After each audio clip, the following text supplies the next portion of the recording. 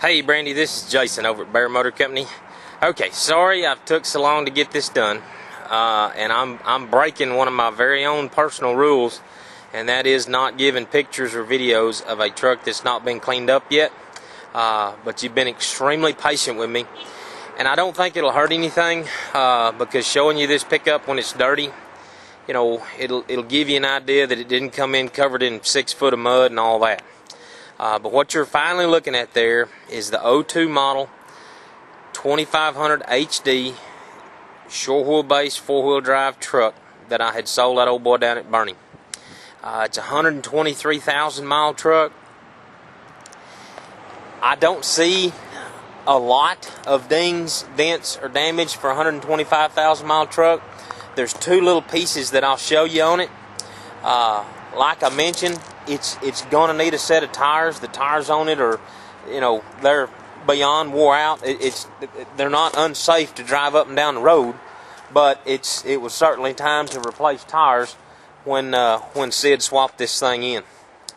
You can see right there on this passenger side rear door the damage, and you know, it looks like he just got a little close to something. I'll get a little closer to it here in a minute, but it's a 6.5 foot bed with a 6.0 liter V8 gas engine. The other little old piece of damage is right here above this tail light. That's one that I don't think I'd fix if I was selling the truck or buying the truck. It's just in a real tough spot to fix, and I don't think you'd ever fool with it. He did have a toolbox on the truck.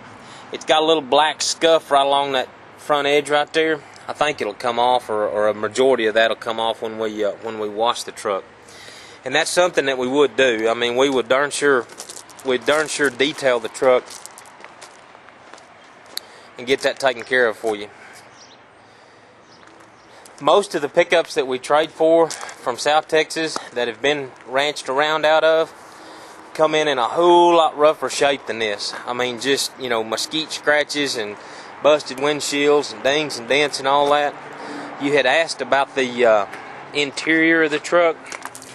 Looks to be in real good shape. You know, I mentioned that the driver's seat was always kind of a suspect area. You know, it's been gotten in and gotten out of. I can feel the foam under there that has that's you know, been scooted around on a bunch, but there's no holes, there's no tears, there doesn't seem to be any potential for that. So the driver's seat, I think, is something that you wouldn't want to fool with. One interesting thing about these trucks in 02 was they come with this 40, 20, 40 seat that you see right here. So 40% on the driver's side, 20% in the middle, and 40% over on the passenger side. And I had lots of folks get in and just nearly break their arm trying to pull this seat down because it would be a very natural place for an armrest.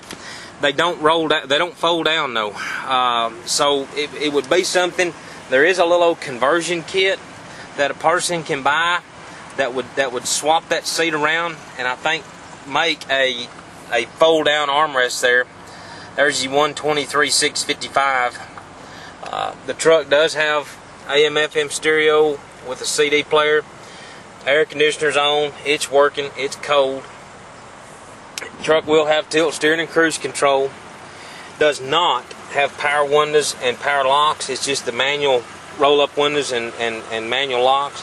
And there's no carpet in the pickup as far as that part of it goes. Now, I don't see any holes in the floorboards because Mr. Cravey had, you know, a little old rinky-dink set of floor mats in the driver's seat, driver's floorboard, and the passenger floorboard.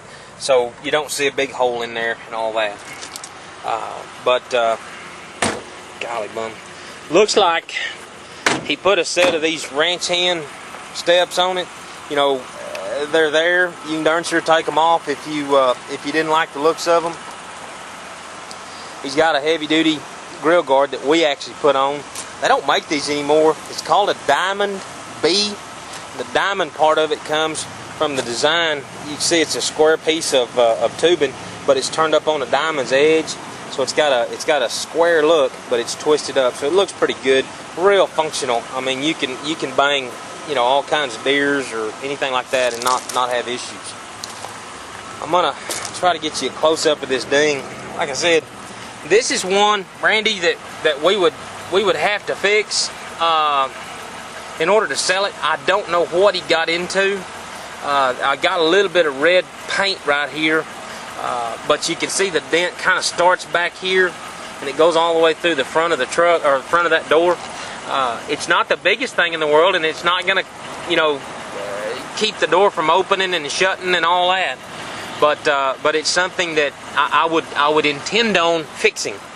Now, if you guys look at the video of the truck, and then if y'all fooled around and come pick the truck up and drove it, if that little old piece of damage wasn't that big a deal, you know, I can take the cost of the repair off. I would think that to fix that door, you're probably gonna spend $400 or $500. So what I mean is, if you said, hey, don't worry about fixing that dent, you know, don't worry about that part of it, you know, we could take that kind of money off the price.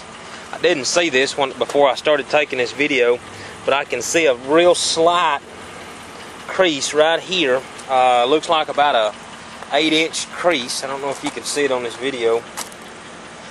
You know, again, that's something that I probably wouldn't fool with fixing on an inexpensive starter pickup. I'd probably leave that alone and not fool with it. But anyway, as a whole, the pickup looks really straight, and again, knowing the old boy like I know him, I think it would be one that, you know, it'd last you for a long time. Put a set of tires on it and straighten that little old ding up, it would be a nice looking pickup that you know, y'all could be proud of. Anyway, I'm gonna figure you up a price on it, like it says, and with that little old ding fixed, and I'll get this email shot out to you. Feel free to watch this video as many times as you need to, and I'll look forward to hearing from you later. There is a cell phone number on the bottom of the email. Call me anytime if you've got any questions, and I'll be tickled to death to answer the phone. Thanks a lot, Brandi.